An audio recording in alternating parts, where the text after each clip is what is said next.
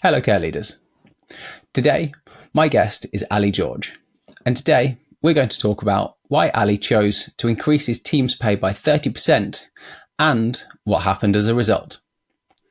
For those of you who don't know Ali, he's the founder of Arcadia Care Homes in South Wales, a small but nationally recognised name in dementia care. Ali grew up in the care world thanks to both of his parents who also worked in the sector. He believes in a simple philosophy: be nice, pay well, and innovate.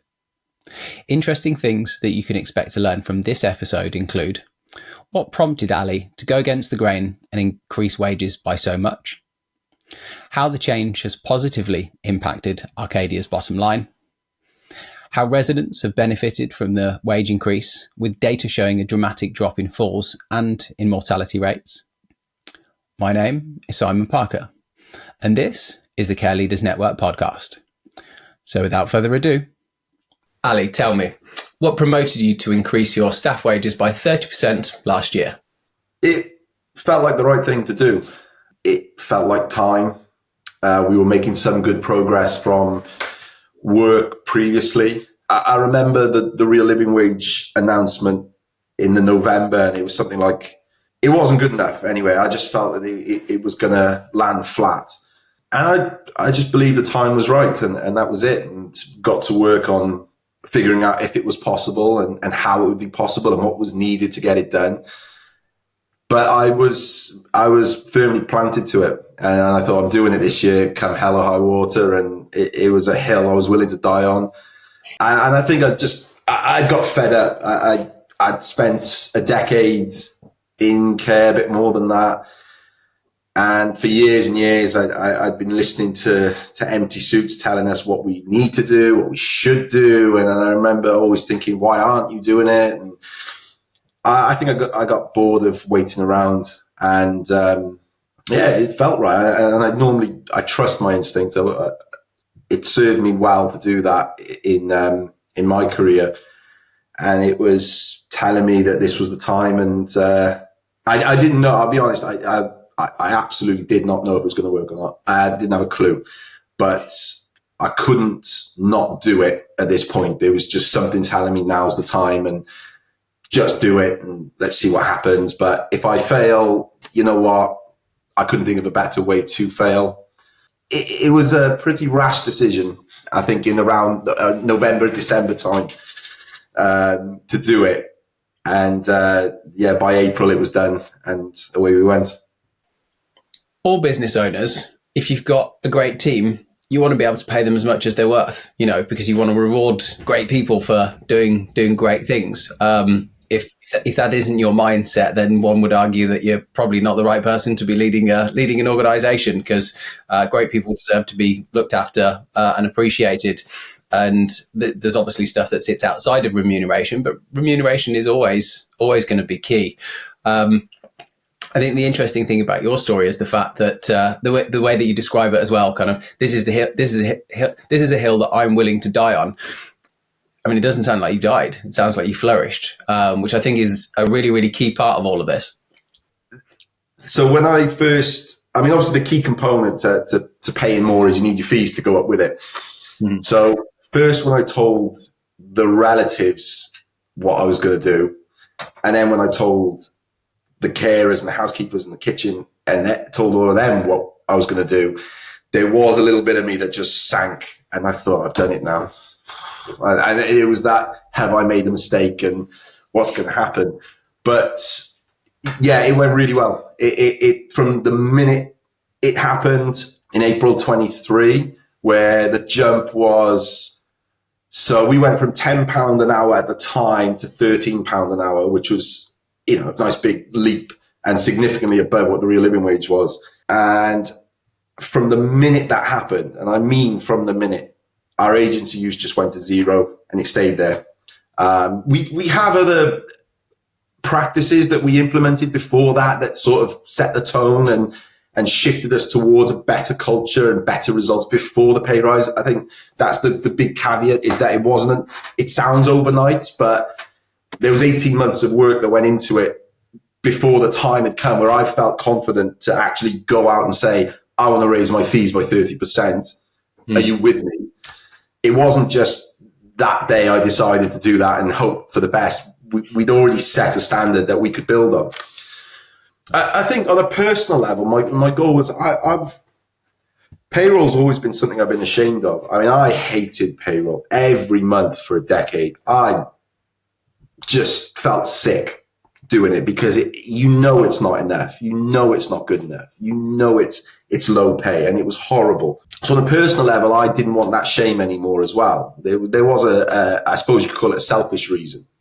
I needed to feel good about it.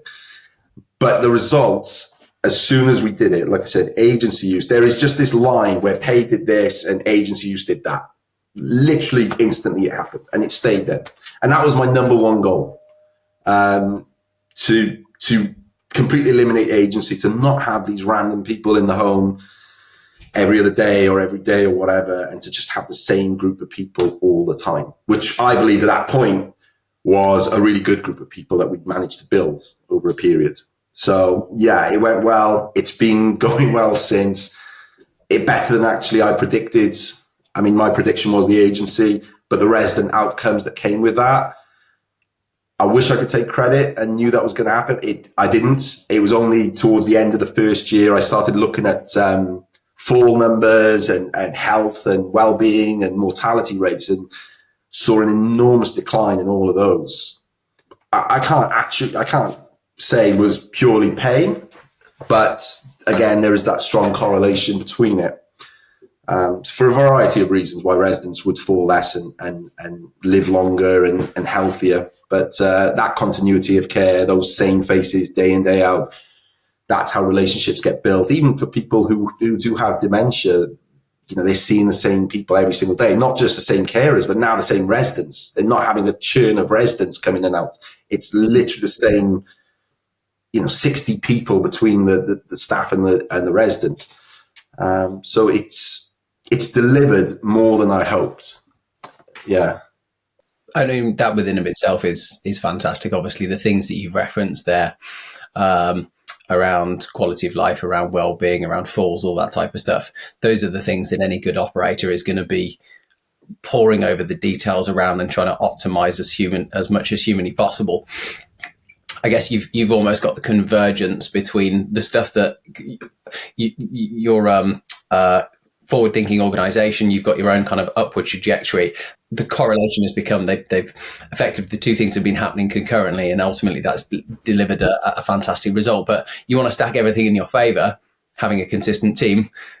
There's big reasons why that's going to help take a solid trajectory and aim it even higher, which is brilliant. So I'm interested to hear what the process of implementing the change was, but then also as well, you mentioned that you've done quite a lot of groundwork in the time leading up to the change.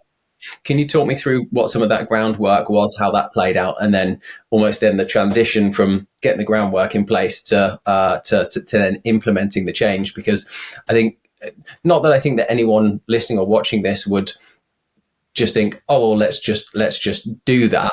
But I think if you're interested in upping their team's pay at quite a significant quantum, you want to get that groundwork right. So yeah, talk me through kind of the pre and the post. Okay, so we have to go back to the end of 2021. At the time, our care manager moved on to a bigger job. She went to a larger provider, and your first instinct is we need to get a new care manager in and things. But I had all these ideas in my head, and we're not a big company. We're a 28-bed home, so you have to give the manager more autonomy, and you can't really step on their toes and things. So I didn't want to bring someone in who has their own ideas and wants to make their own mark and try and force my way, which was unconventional, onto them. And plus, I wanted stability at the time. New managers, they can be great, but they also come with a period of instability and insecurity because some people might not fit with what they want to do, and people move on, and you have that whole turnover phase. So I decided I was going to take the helm for a bit. And I was going to implement a few ideas I had and see. Again, I don't know how things will work out. I really don't. I just do what I think is right and see what happens. So the first thing we did was, in my mind, it still is the most obvious thing, and that was take our fixed rolling rotors and make them 12-month rotors. And that was it. We just copied and pasted the whole thing for the year. That in itself works. It costs nothing. It costs you 5 minutes of your time, and it instantly allows people to plan their lives better. And not only that, for you as a business, you know where you are all year. So if someone books leave 4 months down the line, you can already start to plan your shifts around it, and people know where they are and things like that. It just seemed a really obvious thing to do that I don't understand why it's not common practice and why it surprises people, especially with technology we have when it comes to rostering. So that was job one, took me 5 minutes. The second thing was probably a little bit more drastic and needed a lot more time, in that we got rid of our disciplinary process. Well, we significantly reduced our disciplinary process. We basically kept it for anything above at a gross misconduct level. Everything below that, we said we're not doing it. We're not threatening disciplinary. We're not going to do disciplinary. We're not going to have any of these boring investigations and meetings about minor mistakes. You don't need them. What we'll do is just sit down and say, right, what happened? Do you know what went wrong, et cetera, et cetera? If we need to put in an action plan or a system to make sure it doesn't happen again, we will, and we all move on and we forget about it. I don't need to hear anything else, and I don't need all these file notes and stuff. And again, from a selfish point of view, I'm very poor at that side of the business as well. I'm terrible at it. HR is not my thing. It's not my favorite thing. So it worked for everyone. That one was scary because obviously human instinct, you could abuse that. You could exploit that. If you didn't have the right characters in the home, it could go very, very wrong. But what we saw was a real reduction in the number of errors that were going on that people could traditionally say are disciplinary matters. Where it really, I thought we were onto something, was probably about 10 months later, when I had a call from a carer about 8:00 at night, and she just called me to tell me that she screwed up about something, like voluntarily just gave the information. And it was quite a serious thing as well. It wasn't something minor that she knows is going to be forgotten. It was quite serious. But she was coming forward with complete transparency and confidence, which was the most important thing. She was confident that she could come and tell me and not fear the repercussions. She wanted to resolve the issue. She wanted to make it known. And that's where I thought, this is working. This is really, really working. And it's shifted the culture as well, because we don't live in that. I don't believe in it. It might be a millennial thing. It might be a Gen Z thing. I don't know. But I do not believe in disciplinary processes and a lot of HR processes as being good performance indicators, good metrics, good motivate, nothing like that. I think they're all terrible. So that got us to a point at the end of 2022 where retention was a lot better. Agency use was down significantly. People were more content. I mean, it's that intangible feel when you walk around the building that people have got a little spring in their step. Then they're happier. They're not living with this cloud over them or this fear of what if I make a mistake. And during that period as well, I told the regulator I'm not going to hire. I told them at the start of the year, I'm not going to bring in the manager probably till summer, which obviously is a breach of regulations. But again, it was just complete honesty in that this is what I want to do first. And then I want a manager to come and slot into that and see that it does work. Fortunately, by the summer, one of the senior carers was basically doing the job anyway. She just taken it upon herself, and she was doing most of the managerial stuff, the care manager stuff. So I kind of went, oh, well, that makes life a little easier. So I called her in and just said, look, you might as well get paid properly for what you're doing, because you're basically doing it. So that was a really happy moment for me, because I could promote from within. And it was perfect. It was stability. Everyone likes her. Everyone respects her. She's good with all of her colleagues. So it was a really easy step up and a really proud one to promote from within, because I hadn't done that before. And that got us to the end of 2022, where, you start thinking about next year and what can we do and how can we get better. And as I said at the start, the real living wage was announced, and I didn't like it. I didn't think it was good enough. It was in that moment. It was just simply in that moment I thought, I want to pay £13 an hour next year. And went about recruiting some help from a retired FD to figure out what the fees need to be. And then when we got to the stage of having to tell everyone, it was the real secret is just complete transparency, complete honesty. This is what the fee is going to be. This is how every single penny is going to get spent. It's all going, the majority is going to go on paying our staff more. That's it. And the leftovers are going to go on reinvestment in the building. This is the plans we want to do. This is how we want to upgrade it. This is what we want, the features we want to add, et cetera, et cetera. And that's what we'll continue to do as well. So it was, the conversation started by saying, look, I'm not going to come here and blame COVID, energy crisis, Ukraine, all the stuff that everyone else is complaining about. I'm going to purely reinvest. This is where the fees are going. And it went down well. I think that we didn't have any resistance from any relative at all. We had resistance from the local authority, but obviously they wouldn't be doing their jobs if they didn't complain. We had that conversation. They were all on board. Then I told all of the team, and that's when I kind of went, shit, I don't know. I don't know if I've done the right thing. I really don't know. And that's when, the start of probably 6 months of panicking. Are we even going to be here in 6 months? But again, I maintain that if it failed, I was good with it. I was completely good with it because I was failing by trying to do the right thing. And I wasn't failing because I was cutting costs to the bone and the quality was getting worse and worse. I was trying to do the right thing. And I was doing what I believed wholeheartedly. And so, that was the journey it took. It took those policies. It took that shift in culture. We had to start seeing results before I could do it. It wasn't a case of I want to change things. We had to do the easy stuff, I suppose you could say, first, be patient and be able to show results to stakeholders to justify it. So that they'd have more confidence in what we're trying to do and the direction of travel that we're going in.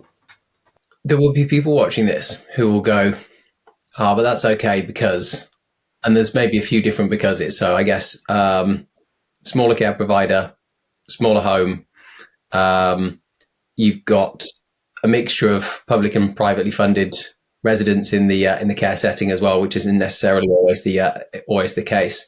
I guess the validity of some of those buts or becauses are they're going to be more and less valid in different sets of circumstances. To the people that maybe the naysayers or the non-believers, the people that don't think that it's possible. How do you approach that? Because I'm sure that I can't be the only person to press you on this one and go, yeah, but Ali, fill me in. Well, explain to me your perspective and how do you tackle those types of conversations?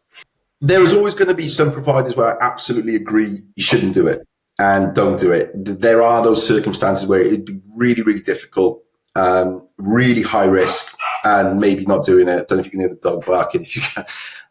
So there are going to be people where I would say don't do it. A lot of it comes down to your risk profile. It is high risk. It is. I don't know your home, and I don't know your reputation, and I don't know if the greatest respect you're good enough yet. So I understand completely. But I also, to people who look at us, and it's honestly, I've heard this before where because we're a small home with 28 beds is easier. Because I look at it and think, well, no, our fees are competing with a purpose-built 80-bedder 4 miles away from us. That's absurd. We shouldn't be competing with those on those fees. Our fees should be local authority fees, So my argument has always been that we're 28 beds and our fees are the same as or competing with some of the big boys locally. Our margins as a 28-bed home are, and for any home really, that's 30, 35 beds maybe, are bordering on the single figures, barely double digits a lot of the time. So the risk is extraordinarily high. It's not easy to do. It could go very, very wrong because it just takes, for us, we don't have that economy of scale. If I lost a few residents and then wasn't getting the referrals, I'm obviously not going to get the local authority referrals as much anymore. But if suddenly the phone wasn't ringing, it doesn't take much for us to be in negative territory. So it's absolutely the polar opposite of easier than if you are an 80-bed home charging the same fees with a 35% margin. It's absolutely easier for them to do it. They have their own problems, of course. A lot of them are PE backed, and then they're responsible to other stakeholders and things. But if you gave me an independent 80-bed home, for instance, I'd do it in a heartbeat. If you're making over 30% margin, what's the problem in making 25%, 20%, just to get that added continuity of care and the results you get from it? I'll always argue that if a 28-bed home can do it, anyone else can.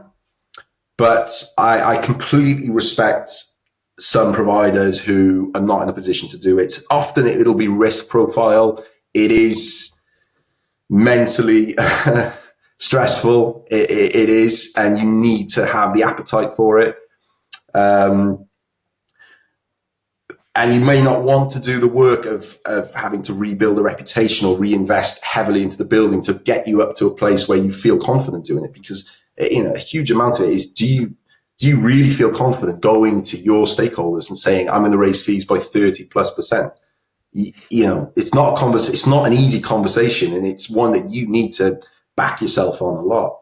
So I disagree with the sentiment that because we're a small home, it's easier. I completely disagree that because our fees match large providers' fees, and that's not normally how it works. And in all honesty, we're not a purpose-built, luxury small boutique home either. We're a converted hotel. We're all en suite, yes, but it's a converted hotel. It's a 10-year-old, 11-year-old home now. So no, I wouldn't call it easier. I would call it a case study to say that it can be done. Sometimes it's someone's mindset that will hold them back. I think a lot of the time it's going to be mindset that holds you back. Other times, I'll be completely honest, it's choice. It is. There are those that choose to keep the pay low in exchange for something else, profiteering maybe, if I was being very cynical, but maybe other aspects of their business too. That last point you made is an interesting one, because I think a lot of people, particularly the numbers folks, right? The people that are looking at the spreadsheets and the forecasts and all of that type of stuff, they might look at that and it might make them break out in a cold sweat, because they're thinking to themselves, how are we going to uphold our margin? How's it going to play out in regards to this, that, and the this, that, and the other?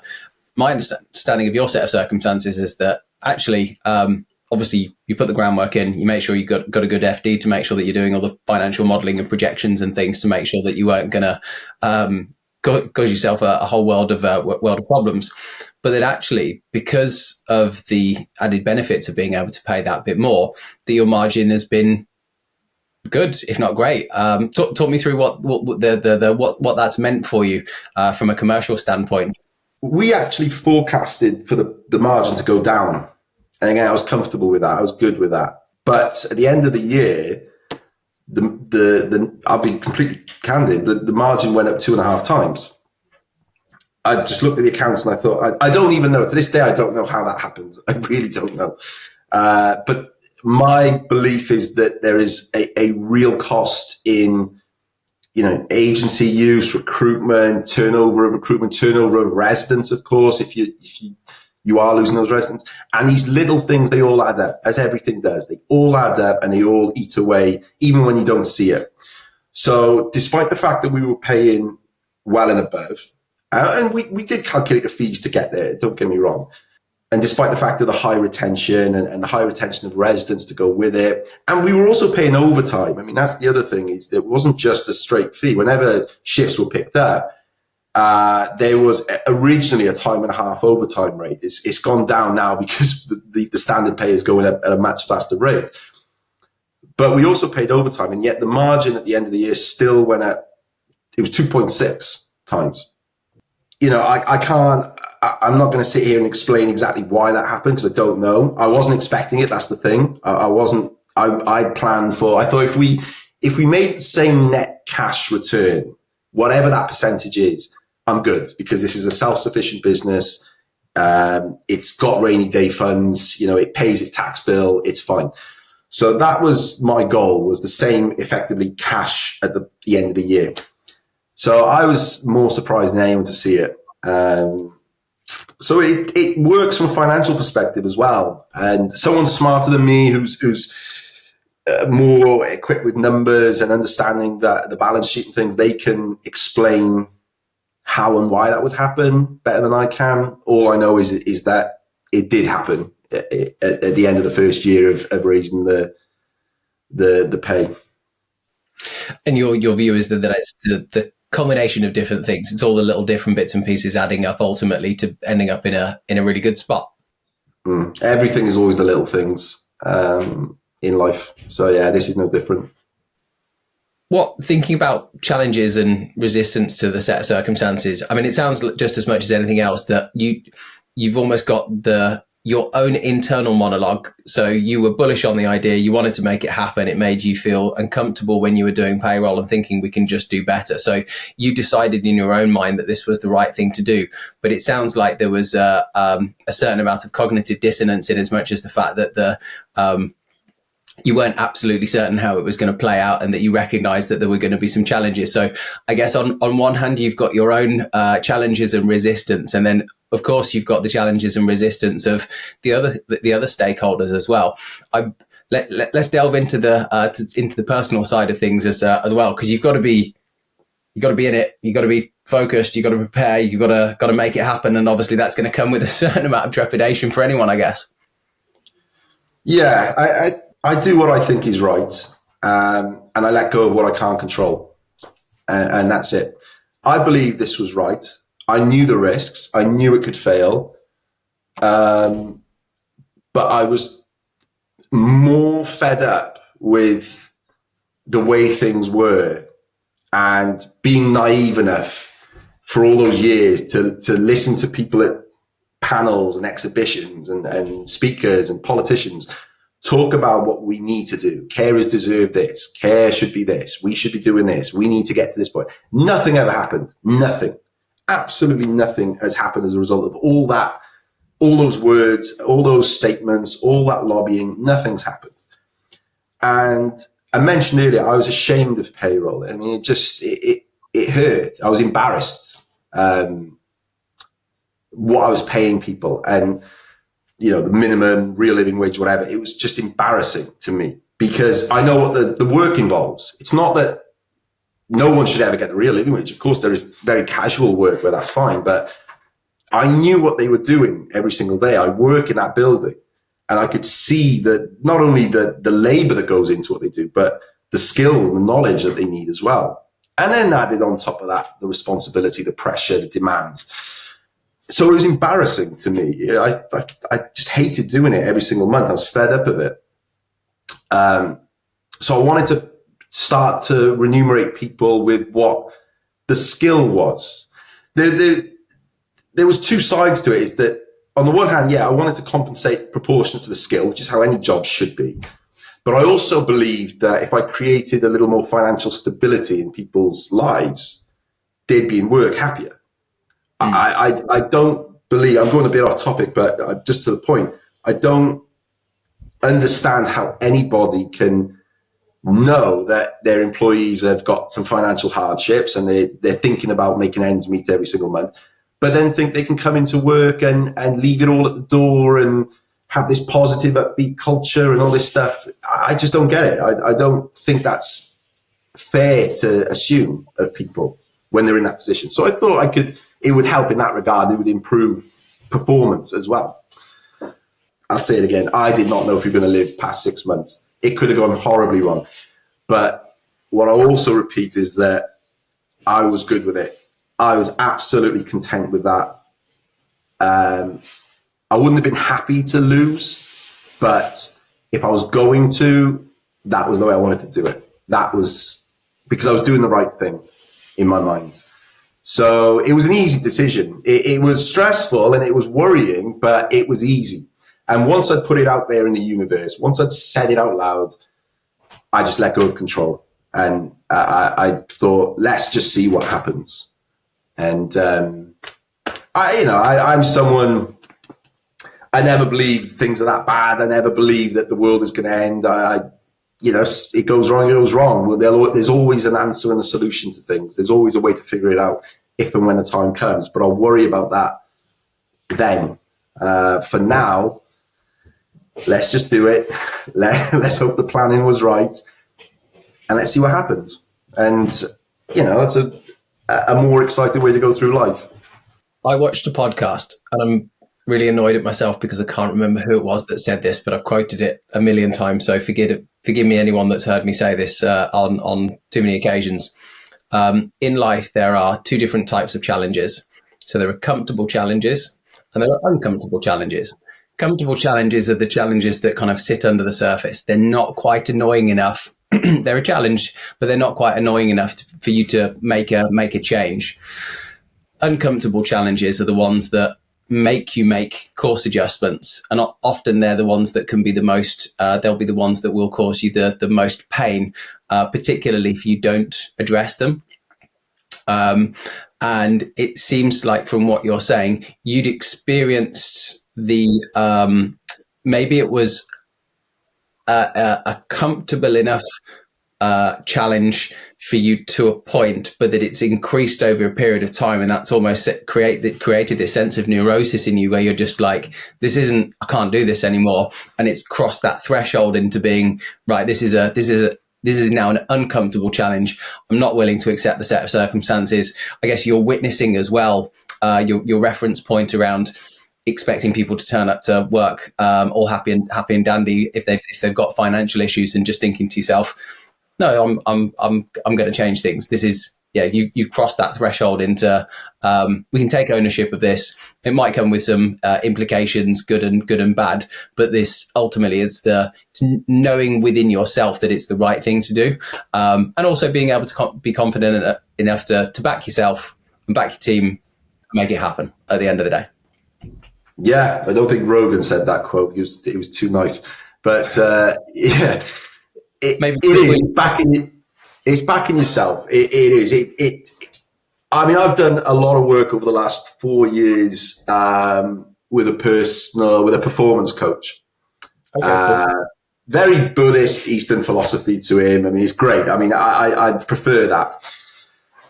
So learning to just do things, that feel right, and letting go of consequence. That's where this all stems from. And it's finding who you really are. I mean, when we look at a lot of providers, and I fell into this bracket early on as well, we're all quite,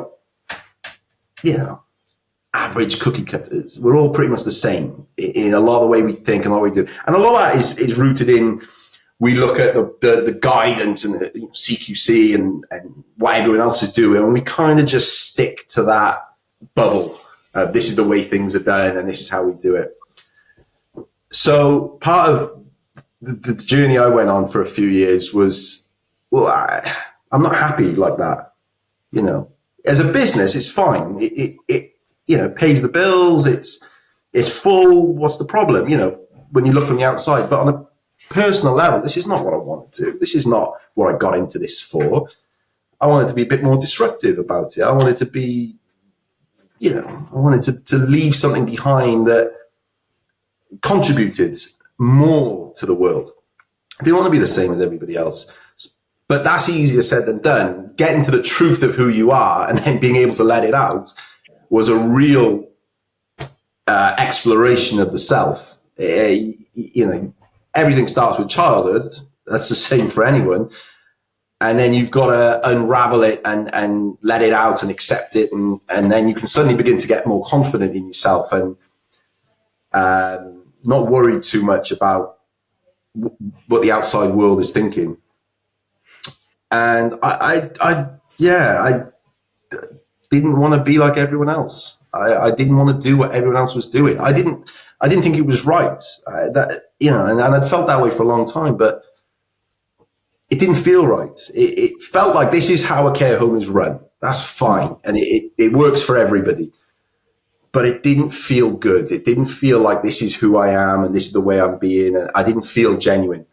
So that's what probably pushed me a little bit towards doing things differently. And the things like the disciplinary process or the rotas or whatever else, these are things that have been in my head for years.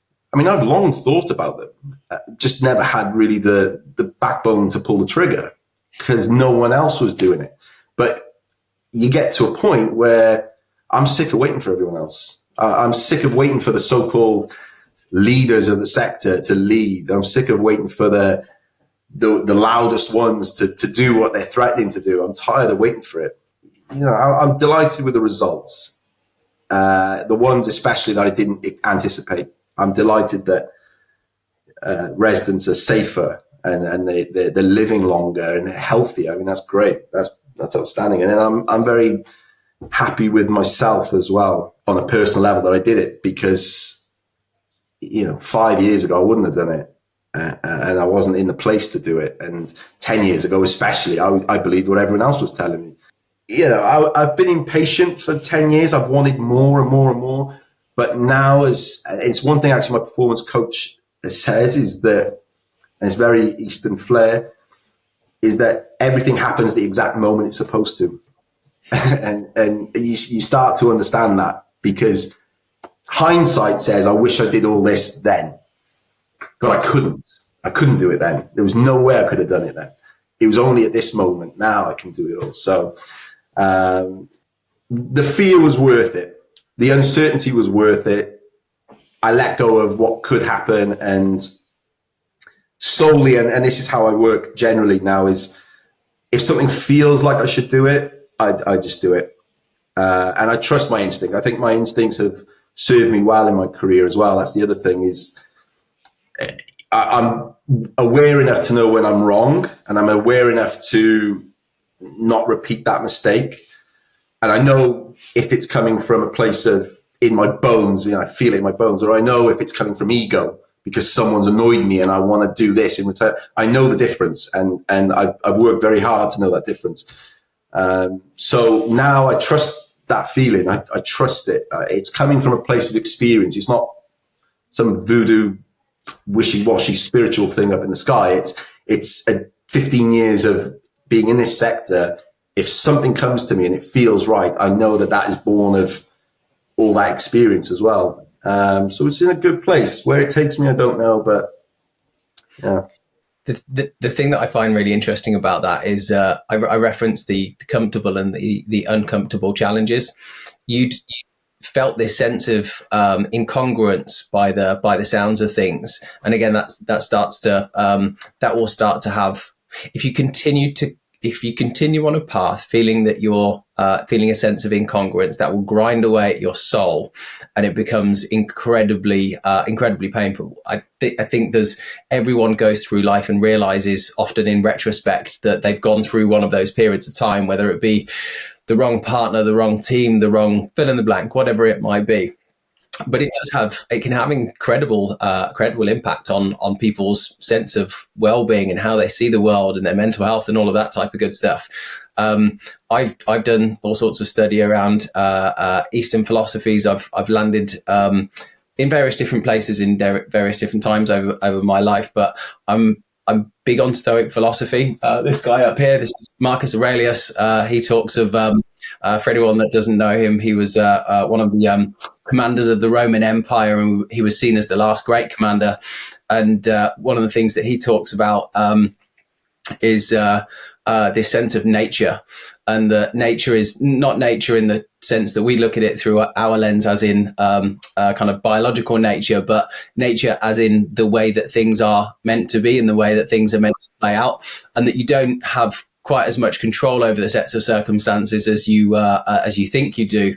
You've got to navigate these things spiritually often. And I know that sounds probably to a lot of people, they might see that as being kind of a little bit esoteric or a little bit out there.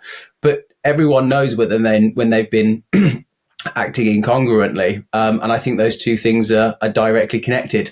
But you have to remind yourself of those things, though. Quoting another philosopher, Seneca, he talks about knowing thyself or knowing yourself. If you don't have that connection with yourself to be able to trust your own decision making when making these bold, positive, kind of exploratory, pioneering steps forward, it will always be really hard to make these big decisions. Doesn't matter whether it's, I'll say taking somebody out on a date or choosing a new role or making a big decision, big business decision or life decision or anything like that. You've got to have that sense of yourself before you can start doing those things confidently. But when you do, the payoff is magnificent. And I mean, it seems like from your perspective, I would imagine that you on a personal level, you're probably happier. I'd imagine your team are probably happier. Your residents are probably happier. There's this whole ecosystem from that one really quite significant decision that you've ultimately made. The ripple effects of that are really, really positive. And my hope is that other care providers will watch and listen to this episode and go, I felt that feeling. Maybe it's not 30%. Maybe it's a different number. But we want to be able to pay people better, and it doesn't look like the government's going to help us anytime soon. Obviously, they've done a wonderful job of completely ignoring social care for however many years now. Sometimes you just got to take the bull by the horns and make it happen. So I commend you for doing that, even in the face of not knowing quite how all of that was going to play out. Yeah. I'm going to echo Aurelius's meditations. You have to have that book on your shelf.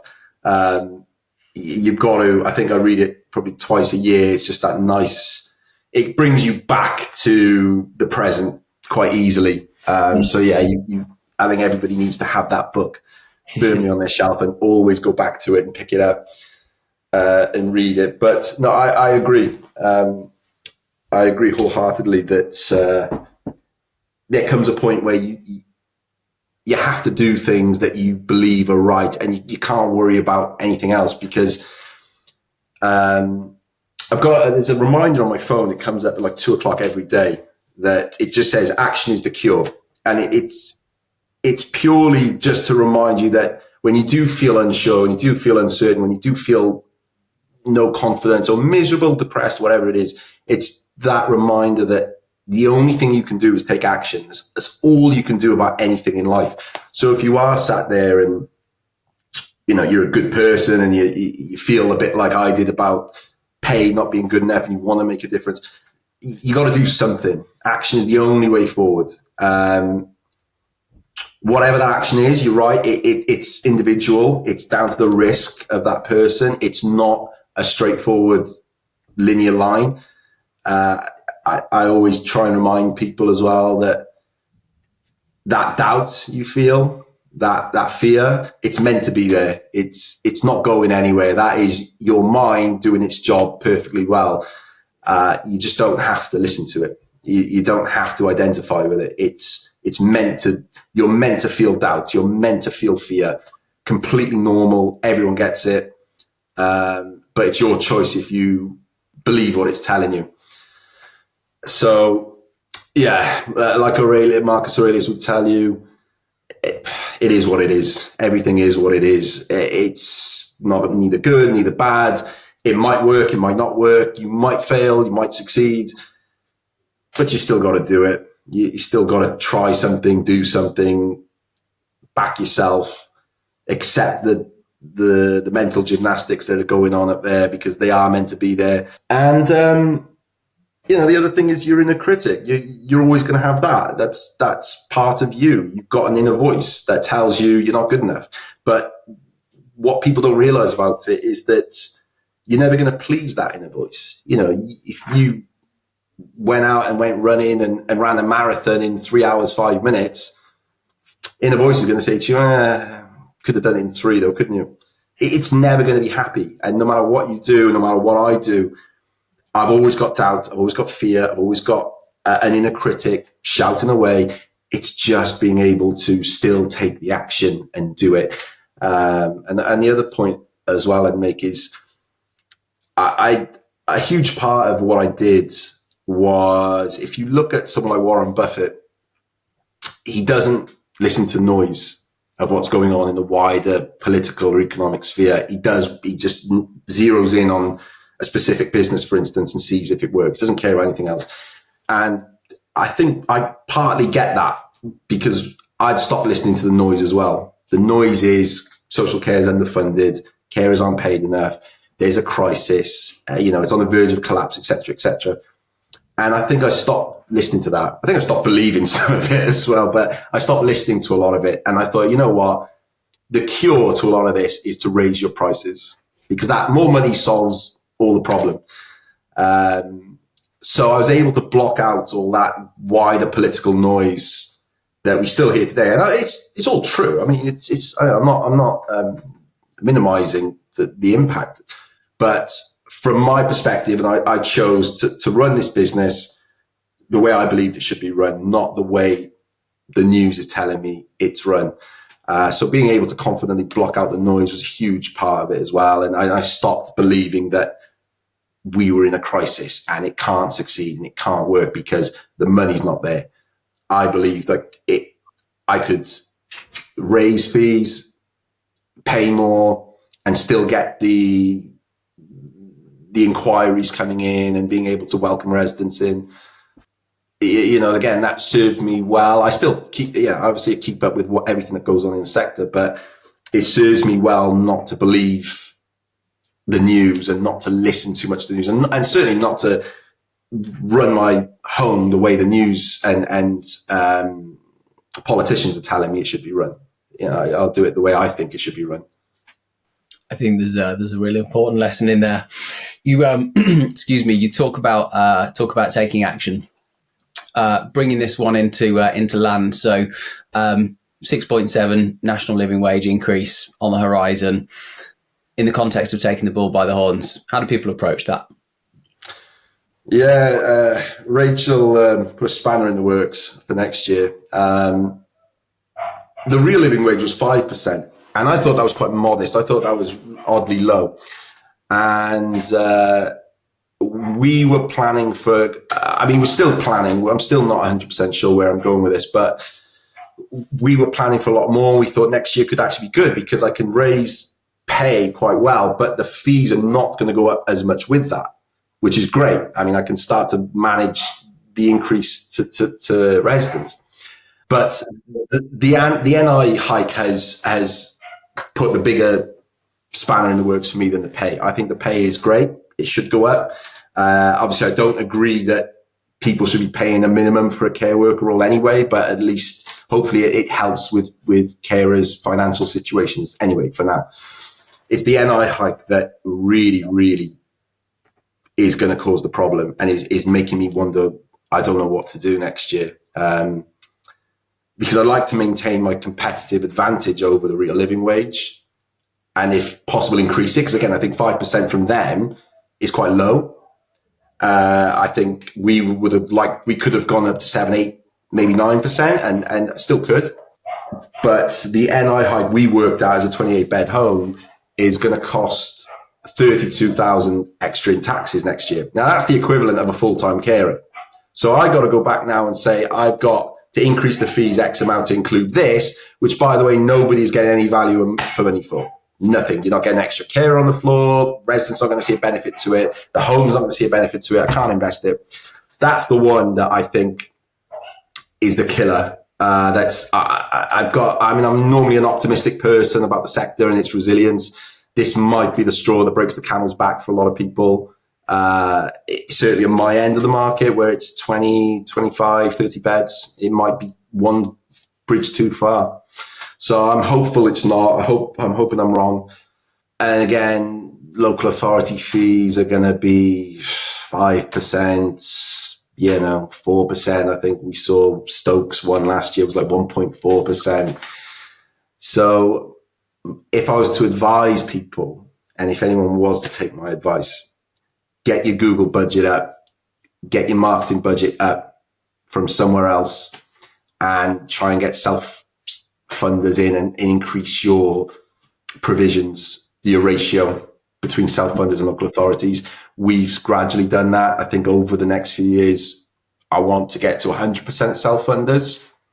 I don't want local authority placements as much anymore. I mean, we're always available to the local authority. We've made that clear. We're always on the end of the phone, but obviously they don't necessarily want to place with us. So over time, and obviously it's a slow period because our residents are living substantially longer now, and they're not having accidents and falls that might put them in hospital and they might need nursing. So it's a longer process, but it's taking away that reliance on the local authority. And it comes at local authority expense and people who need state support. Of course it does, but this is the conundrum you're in. Do you do the moral thing and stick to the local authorities and, help place people that need that support? Or do you create a better care service? And at the moment, it doesn't include the local authority. It just doesn't. It doesn't include them. They're not a part of it. It includes you being able to set your prices the way you can deliver the best service for people. That means self-funded people, then fine. That's the way it's got to be for now. And that would be my advice, is to get your Google budgets up, get yourselves ranked highly locally, get some good marketing going, if you've got a 20-year-old website, get yourself a new website and really, really try to attract more self-funders as you turn over of residents, so that you can pay more and then you can meet these new obligations that the Chancellor is imposing as well, without this constant stress. You can't go through life constantly having to find costs to cut here and there and save a few pennies here and there. You want to grow, you want to do your best job you can, and that needs money, that needs revenue. And I think good marketing is probably the best place, because we're not very good at it. That's what I would say about a sector as a whole. We're not great marketers. We're not. Everyone got a logo like, there's my hands and there's the love heart in it, or there's the house in it and stuff like that. So don't be afraid to spend on that marketing budget. It will come back and you will get a return on that investment as well. One of the, again, I can't remember for the life of me who it was now, but they stated something along the lines of all business success is downstream from lead generation. Make that your primary concern at all times. So it sounds like you're in agreement with that. So Ali, pleasure as always. Thank you so much for your time. I really appreciate sharing your journey, and all power to you. I hope 2025 is a great year for you and the team. Thank you. Appreciate it. Cheers.